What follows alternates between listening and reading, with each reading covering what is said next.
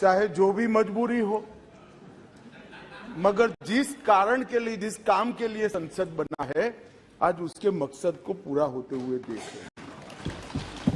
माननीय अध्यक्ष जी, आज जो बिल लेकर मैं सदन के सामने उपस्थित हुआ हूं, अधीर रंजन चौधरी से लेकर सुशील कुमार रिंकू तक 26 सांसदों ने इसमें हिस्सा लिया है।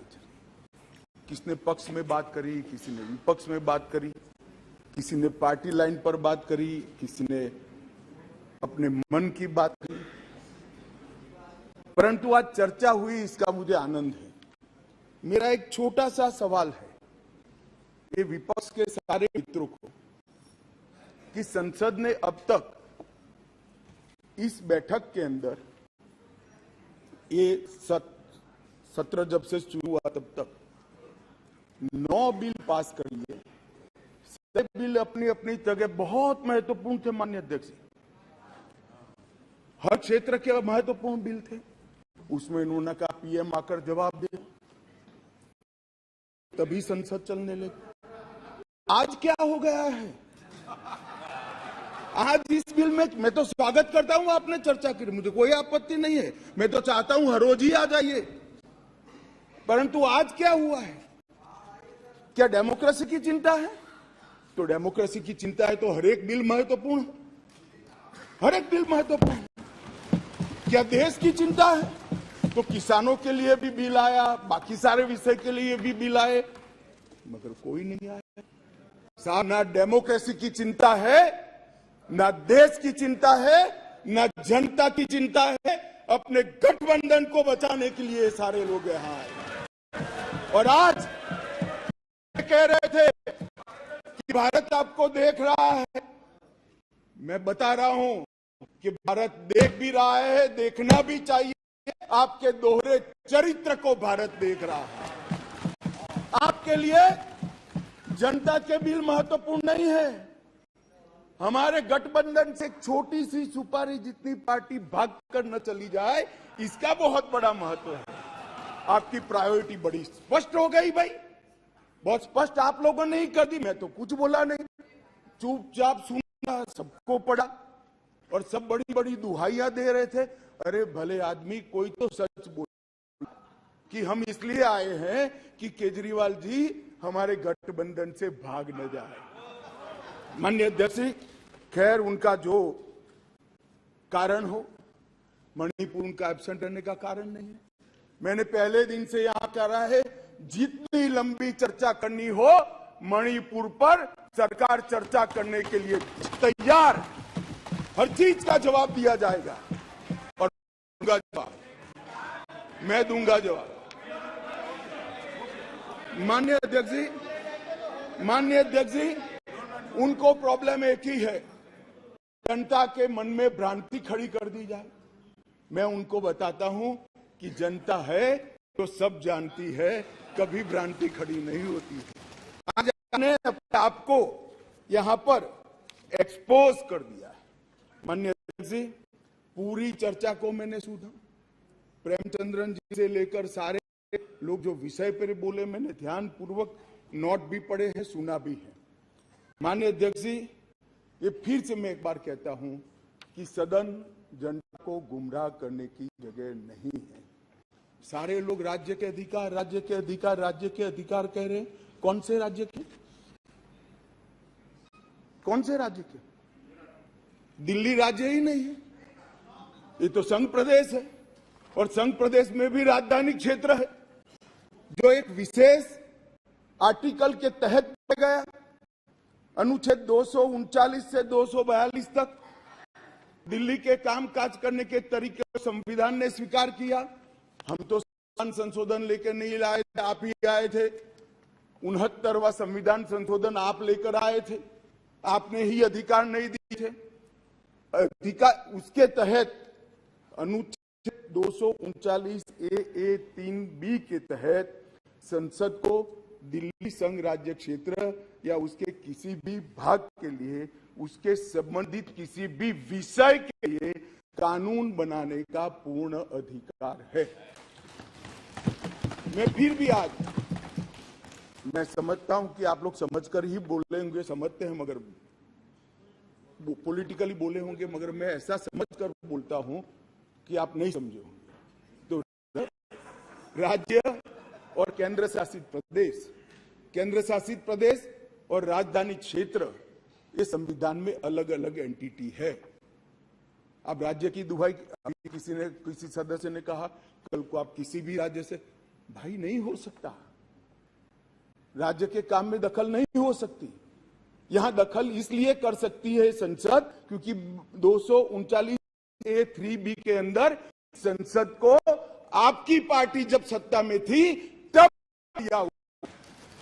और किसी को लगता है मेरे अधिकार कम है तो चुनाव लड़ने से पहले 239A(3)(b) पढ़ना चाहिए था। अब पढ़े नहीं, लड़ लिए और कहते मेरे अधिकार कम है। मैं देश की जनता को, दिल्ली की जनता को, सारे विपक्षी दलों को इतना कहना चाहता हूं, साहब 1993 में राज्य बना, 93 से 15 तक इसी नियमों के अनुसार उस वक्त भी सर्विस सरकार के हाथ में ही थी। सुप्रीम कोर्ट ने एक इंटरप्रिटेशन किया और इंटरप्रिटेशन ये भी कहा कि अगर आपको सर्विस हाथ में लेनी है तो कानून बनाना पड़ेगा, जो अभी हम कर रहे हैं। तो 93 से लेकर 2015 तक किसी भी मुख्यमंत्री को कभी भी झगड़ा हुआ? आप भी आए, हम भी आए, ऊपर हम भी थे, आप भी थे, क्योंकि झगड़ा इसलिए नहीं हुआ कि जो भी आए, मैं तो आपके वखान कर रहा हूं, चाहे कांग्रेस हो या बीजेपी, जो भी आए उनका मकसद दिल्ली की जनता की सेवा करना। अगर सेवा करनी है तो झगड़ा करने की जरूरत नहीं, मगर अधिकार चाहिए तो झगड़ा करने, और झगड़ा करने का स्वभाव ही हो तो क्या कर सकते हैं। हम तो रिसीविंग एंड पर है, भाई झगड़ लो, अब क्या कर सकते हो। आप दिल्ली की जनता ने आपको चुना है, आप झगड़ा करना चाहते हो।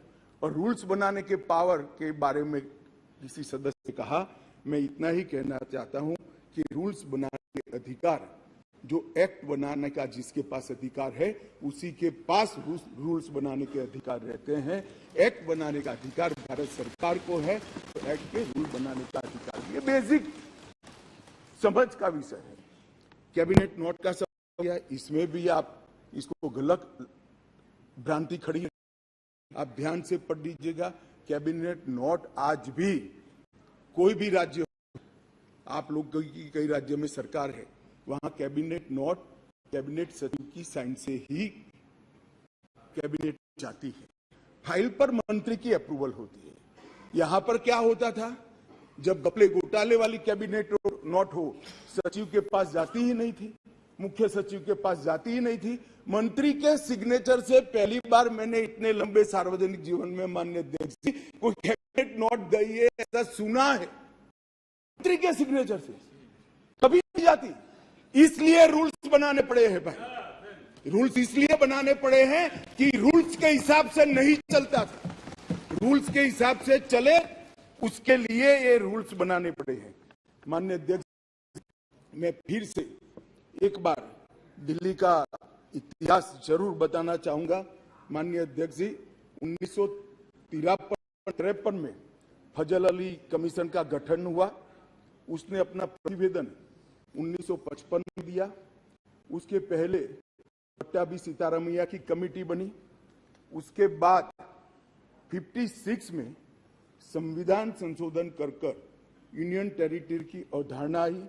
इसके साथ साथ दिल्ली म्युनिसिपल कॉरपोरेशन एक्ट 57 नगर नियम अधिनियम लागू कर दिया गया और 87 में जब सरकार या कमेटी बनी उसके बाद दिल्ली का निर्णय किया गया। 249A के तहत इसका विस्तृत वर्णन दिया हुआ है और 69 संविधान संशोधन के द्वारा इसको लिया गया है। मैं एक जो रिपोर्ट है इसका कोट भी पढ़ना चाहता हूं। पहले मैंने जवाहरलाल नेहरू जी को, आम्बेडकर जी को पढ़ा, श्री रिंकू जी आम्बेडकर जी को कहते थे कि आम्बेडकर के खिलाफ काम कर रहे हो। रिंकू जी, हम तो आम्बेडकर जी की भावनाओं के अनुसार काम कर रहे हैं। आम्बेडकर जी ने कहा था ये केंद्र के तहत रहना चाहिए। और माननीय अध्यक्ष जी, बालकृष्ण रिपोर्ट में साफ शब्दों में कहा, मैं कोट अनकोट कहता हूं, दिल्ली की कार्यप्रणाली और सेवा प्रणाली, कार्यप्रणाली और सेवा प्रणाली केंद्र सरकार के अधीन होनी चाहिए। संविधान में संशोधन के दौरान तत्कालीन गृह मंत्री ने भी अपने वक्तव्य में ये बात को रिपोर्ट कोट किया और उन्होंने कहा कि बालकृष्ण समिति ने पूरे विश्व की राजधानियों की कार्यप्रणाली और सेवा प्रणालियों का अध्ययन करके ये प्रस्तुत किया है, जिसका हम पालन कर रहे हैं। और उस वक्त गृह मंत्री कांग्रेस के थे।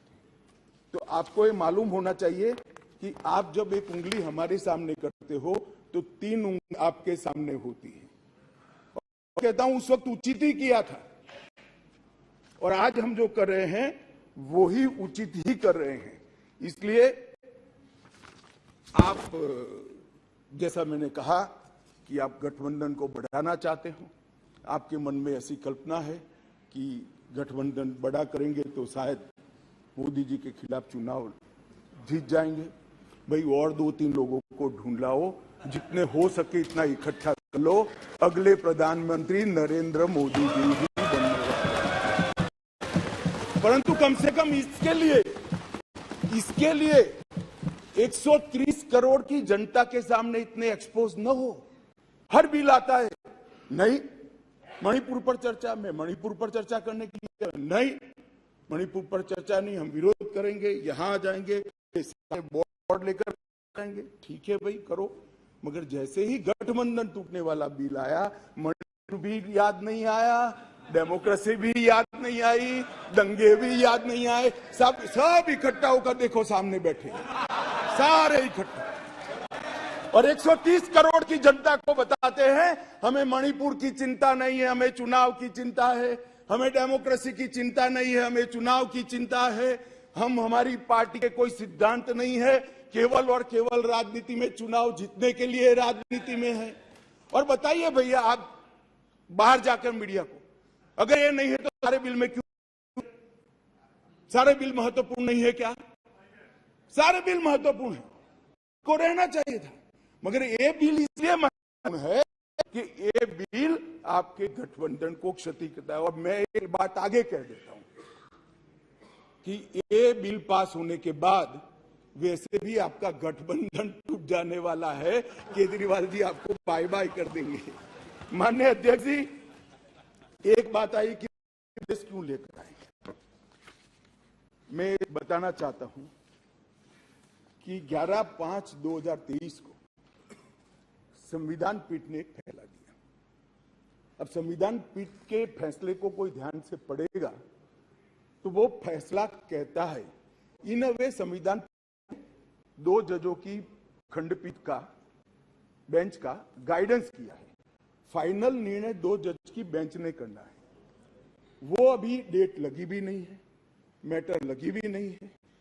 11/5/23 को जजमेंट आया और 11/5/23 को ही दिल्ली सरकार के सेवा विभाग ने, मंत्री ने एक परिपत्र घोषित कर दिया अपने सिग्नेचर से। फिर से मैं कहता हूं, परिपत्र सचिव करते हैं, यहां मंत्री करते हैं। आज 5:30 बजे तक पात्र अधिकारियों की सूची के साथ जो इस पर तैनात किए सके, सचिव सेवाएं की तैनाती, मतलब सर्विस जो देखते हैं वो सचिव की तैनाती के लिए नोट प्रस्तुत किया। अभी तो कोर्ट ने निर्णय करना बाकी, इन प्रिंसिपल निर्णय किया है, इसके पर 2 जजों की बेंच ने निर्णय करना है, इसको घोषित करना है, आप अमल करने कर दी। सोशल मीडिया में घोषणा कर दी कि सेवा विभाग के सचिव श्री आशीष माधेराव मोरे का ट्रांसफर कर दिया गया है। ध्यान देने की बात है कि जो मैं कह रहा हूं वो फिर से पढ़ रहा हूं, 11/5/23 के निर्णय के पैरा 165 में न्यायालय की नियमित बेंच को इस मामले का निपटारा करने का आदेश दिया गया था, जो अभी बैठी ही नहीं थी। साथ ही इन्होंने तो इम्प्लीमेंटेशन चालू कर दिया। इसके बाद सतर्कता विभाग, विजिलेंस मंत्री जी ने सभी सहायक निर्देशकों को आदेश दे दिया कि विशेष सचिव सतर्कता, विजिलेंस कमिश्नर को, के सचिव है विजिलेंस के, उसको रिपोर्ट न कर दिया, रिपोर्ट मत करिए, क्यों अभी जजमेंट नहीं आया, क्यों? क्योंकि अब कारण कहता हूं, इसलिए न करना किया जाए, इसके बहुत सारे कारण हैं, मैं बताता हूं। मित्रों, माननीय अध्यक्ष जी, दिल्ली के सतर्कता विभाग को सबसे पहले क्यों निशाना बना गया? अगर सेवा का अधिकार मिल गए, चलो मैं 1 मिनट के लिए मान लेता हूं मिल गए, तो सबसे पहले कोई क्या करेगा? रोड एंड बिल्डिंग की चिंता करेगा, पीने की पानी की चिंता, साफ सफाई की चिंता करेगा, आरोग्य की चिंता करेगा। इन्होंने विजिलेंस की चिंता करी। बोलो, प्रायोरिटी को देखिए साहब, इनके साथी की विजिलेंस की चिंता करी। भला विजिलेंस की चिंता क्यों करी? इससे दिल्ली की जनता का क्या भला होने वाले था? मैं बताता हूं, क्योंकि विजिलेंस विभाग को इसलिए निशाना बना गया, माननीय अध्यक्ष जी, कि इसमें बहुत सारी संवेदनशील फाइलें बंद पड़ी हुई थी। कौन सी फाइलें थी? कौन सी फाइलें थी? जरा आप ध्यान से सुनना भाई, जिसके बारे में बड़े बड़े आवाज से आर्गुमेंट, एक्ट सुनना। आबकारी घोटाले के फाइल, शराब की आबकारी घोटाले की फाइल, न्यायालय द्वारा जो आदेश किया था, इसका ओपिनियन जो देना था, वो फाइल विजिलेंस डिपार्टमेंट में थी, जिसके तहत उनके पूर्व डेप्यूटी चीफ मिनिस्टर जेल में बैठे हैं। अब वो फाइल कैसे इनके हाथ में दे? मुख्यमंत्री के नए बंगले के निर्माण पर अवैध रूप से हुए खर्चे के संबंधित फाइल, जिसमें स्वयं मुख्यमंत्री फंसते हैं, शीश महल की फाइल। दिल्ली सरकार द्वारा उनकी पॉलिटिकल पार्टी ने उसके प्रचार के लिए, सरकार के नहीं, पार्टी के प्रचार के लिए 90 करोड़ रुपया खर्च कर दिया। कोर्ट ने ऑर्डर किया कि वो 90 करोड़ रुपया पार्टी के खजाने से दिल्ली सरकार में भरा जाए। इसकी जांच की फाइल भी सतर्कता विभाग में थी। माननीय अध्यक्ष जी, एक फीडबैक यूनिट बना दिया। अब आप संविधान की दुहाई दे रहे हो, ये एक्ट सुधारने के पहले भी लॉ एंड ऑर्डर इनके पास नहीं है, तो उनके पास खुफिया विभाग नहीं हो सकता। उन्होंने फीडबैक यूनिट के नाम से करोड़ों रुपए का खर्च कर एक स्वतंत्र गैर कानूनी खुफिया विभाग खड़ा कर दिया। अब इसकी भी जांच चालू हो गई, वो फाइल भी विजिलेंस में थी। BSES जो बिजली सप्लाई करने वाली कंपनी है और BYPL कंपनियों का 21,000 करोड़ का बकाया था, फिर भी एक इंडस्ट्री को और रुपया दे दिया। उनको 21,000 करोड़ लेना है, वो साइड में रहा और दूसरा पेमेंट कर दिया। इसका भी विजिलेंस में इंक्वायरी चल रहा है। अब एक सारी फाइलों के लिए माननीय अध्यक्ष जी, सतर्कता विभाग को निशाना बना दिया। और ये हमारे दल, मैं तो नहीं मानते सारे दल इसका समर्थन करते होंगे ऐसे काम की, मगर गठबंधन एक मजबूरी है, इसलिए सारे दल ये सतर्कता विभाग के साथ आज आप पार्टी के साथ जुड़ गए। माननीय अध्यक्ष जी, एक कहा कि भाई सत्र बुलाने का। माननीय अध्यक्ष जी, सबकी कहीं ना कहीं पार्टियां रही। मैं इनको ये कहना चाहता हूं कि आपने असेंबली, एक भी असेंबली ऐसी दिखी है जिसका सत्र अवसान ही न हो? माननीय अध्यक्ष जी, सत्र आहूत होता है, आप सत्र अवसान यहां करते हो, राष्ट्रपति महोदया साइन करती है, सत्र का अवसान होता है, नए सत्र का फिर से आहूत किया जाए। एक असेंबली देश में ऐसी है, दिल्ली संघ राज्य क्षेत्र की, जिसका सत्र अवसान ही नहीं होता है, चालू ही रहती है। और जब भी पॉलिटिकल भाषण देना है, रिस्पॉन्सिबिलिटी से भागना है, सदन के विशेषाधिकार का उपयोग करना है, किसी को गाली गलौज करना है, तो आधे दिन का सत्र बुलाकर गाली बोलकर फिर से सत्र निलंबित कर देते हैं। सत्र का अवसान ही नहीं होता है। मान्य अध्यक्ष, ऐसी कोई सरकार देखी है आपने? मैं इसलिए कह रहा हूं, इनको बताता हूं आप किसका समर्थन कर रहे हो, इसी किस व्यवस्था का समर्थन कर रहे हो माननीय अध्यक्ष जी। और देश की जनता को ये सब मालूम है। और कैबिनेट के अधिकारों की बात कर रहे हैं, असेंबली के अधिकारों की बात कर रहे हैं। 2020 में दिल्ली विधानसभा का एक ही सत्र बुलाया गया, बजट सत्र, जिसमें 5 बैठकें हुई, 2 दिन का, जो मजबूरी है बजट पारित कराना है। एक ही सत्र बुलाया गया, बजट सत्र, जिसमें 3 दिन की बैठक करी, 4 बैठकें करी, वो मजबूरी है।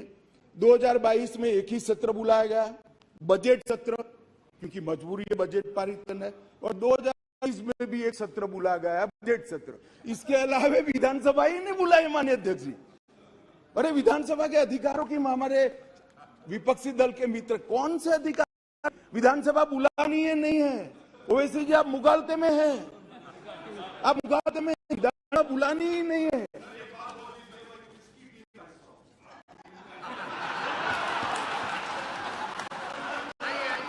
ऐसा है ओवैसी जी, मैं तो चाहता हूं आप अपनी स्वयं टीम बनाओ। अब वो परेशान है इसलिए कहता हूं, मैं चाहता हूं आप अपनी स्वयं, आपके मुद्दे सबसे अलग है। माननीय अध्यक्ष जी, मैं अब कैबिनेट बैठक पर आता हूं।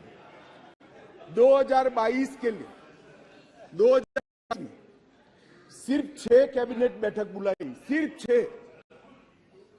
6 ही बैठक पूरे साल में। इसमें से 3 बैठक बजट संबंधी थी और 1 बैठक एक कंपनी को फायदा करने के लिए बुलाई गई।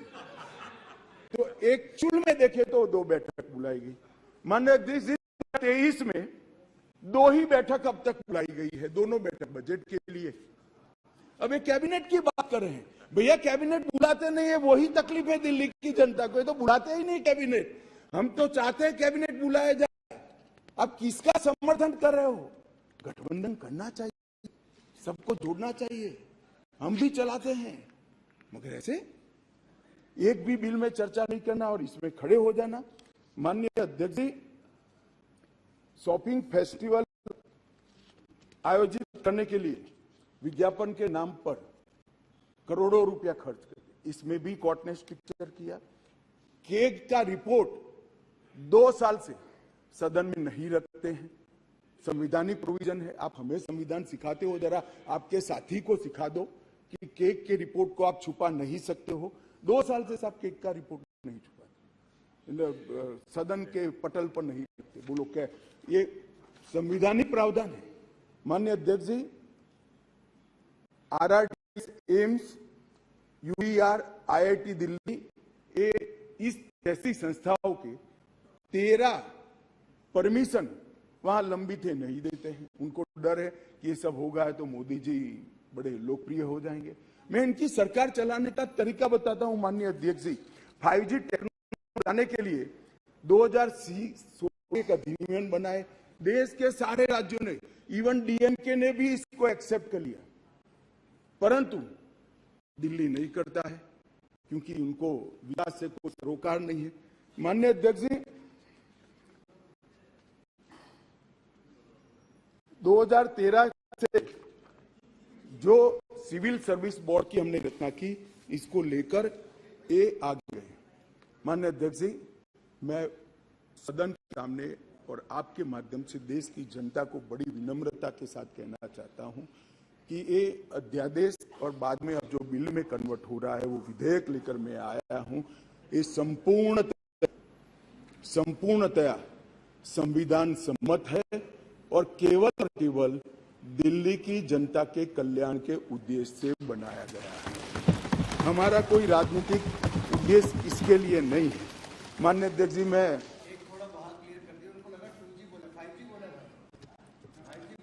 मारन जी पूछ रहे हैं, माननीय अध्यक्ष जी,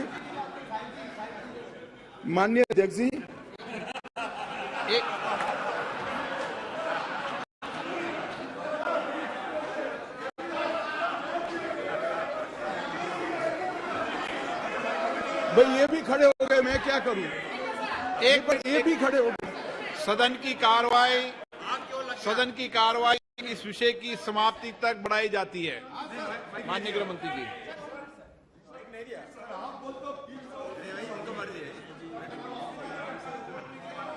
क्या home minister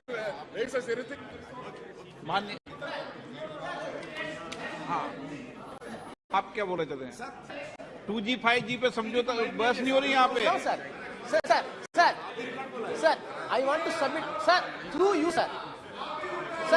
Through you, sir, I want to say before the House and the Honorable Home Minister and other members of the Parliament in the other side benches, as far as 2G is concerned. No. No. माननीय गृह मंत्री जी, 2G 3G मानिए 2G 3G बात नहीं हो रही। No कुछ नहीं बोला। नो लगाया है। आप क्यों 2G पे नाम पूछ नाराज हो रहे हो? अरे 2G पे नाराज पे इतना नाराज क्यों जाते हो? पुरानी बातों को लेके मत चलो।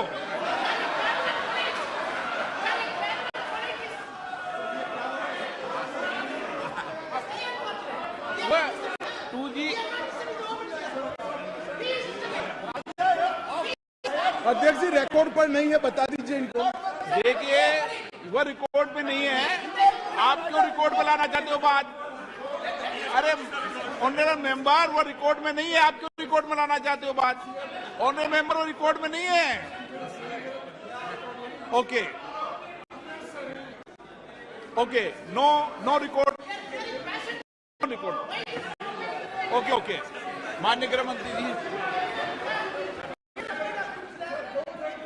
नो रिकॉर्ड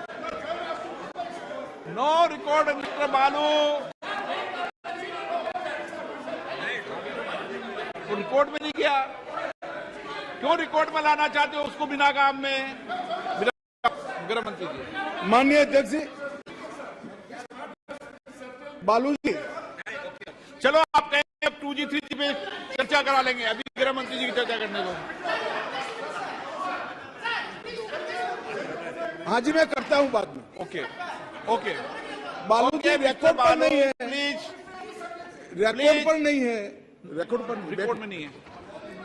माननीय अध्यक्ष जी, कुछ सदस्यों ने टिप्पणियां करी है, मैं जरूर जवाब देता।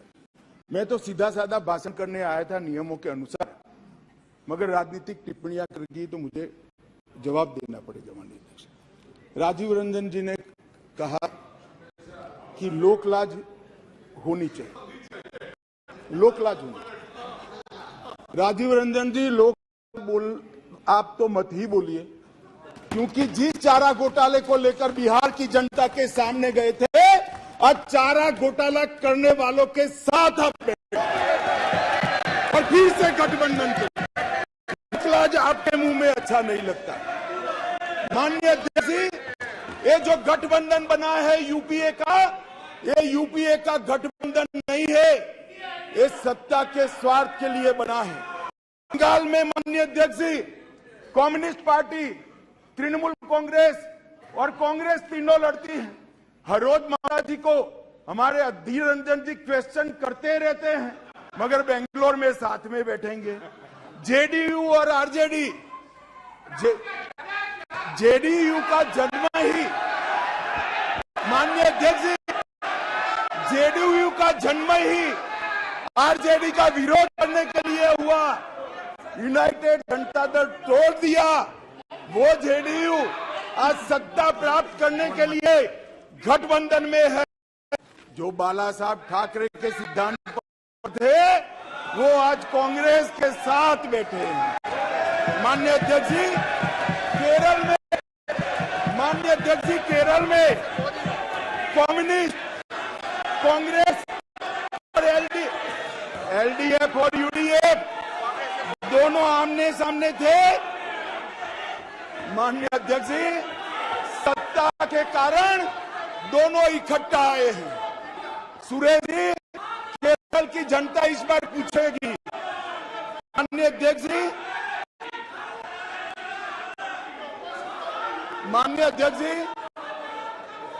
मैंने दयानिधि मारन जी को सुना, बहुत पेशेंस के साथ संविधान की दुहाई दे रहे थे। मारन साहब, आपको संविधान की चिंता नहीं है, एन मन एन मक्कल से आप डरे हुए हो। हमारी जो यात्रा शुरू हुई है, इसने डर खड़ा किया है। माननीय अध्यक्ष जी,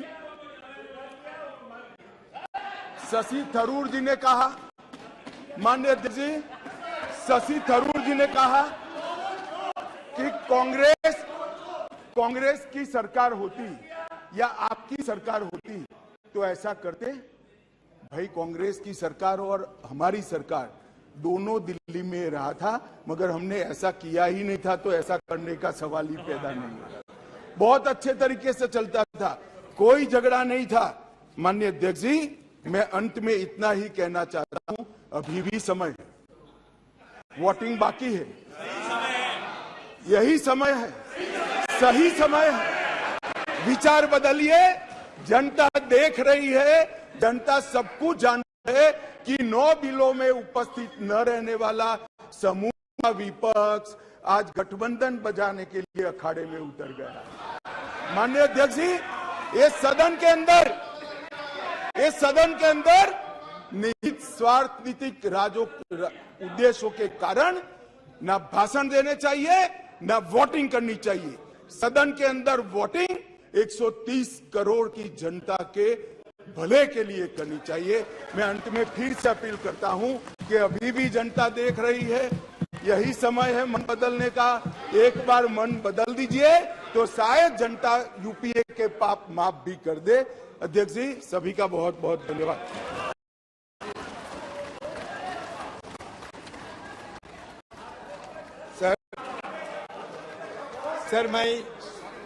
सर मैं स्पष्ट रूप से ये कहना चाहते हैं, शुरू में भी कहा था हम लोग कि ये अध्यादेश लाकर केंद्र ने संवैधानिक सिद्धांतों का उल्लंघन किया है और निर्वाचित सरकार के अधिकार की है।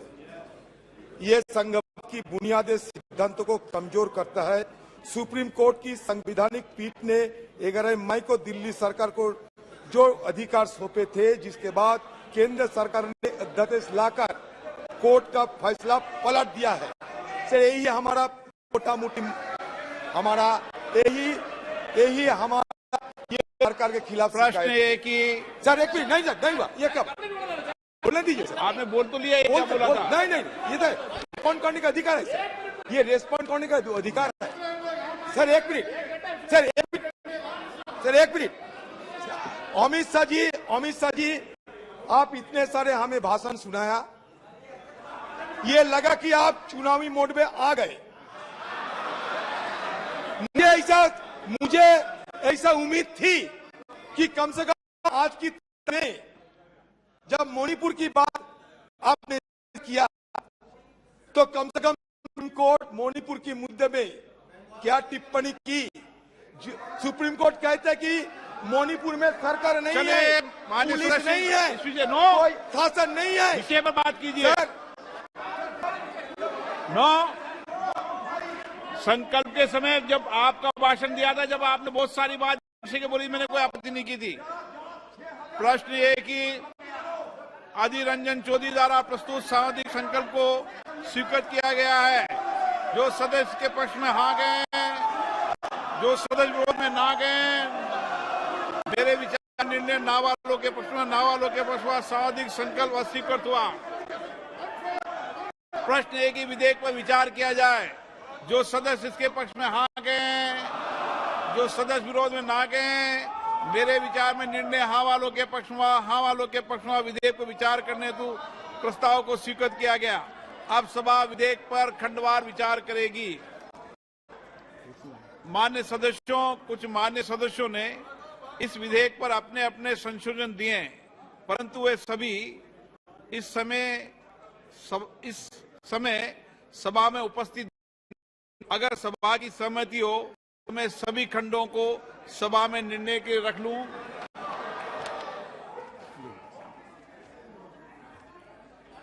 प्रश्न है कि खंड 2 से 6 विधेयक का अंग बने।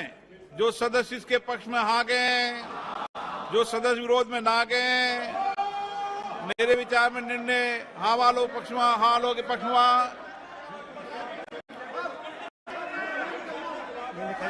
आलो पक्षों खंड 2 से 6 विधेयक का अंग बने।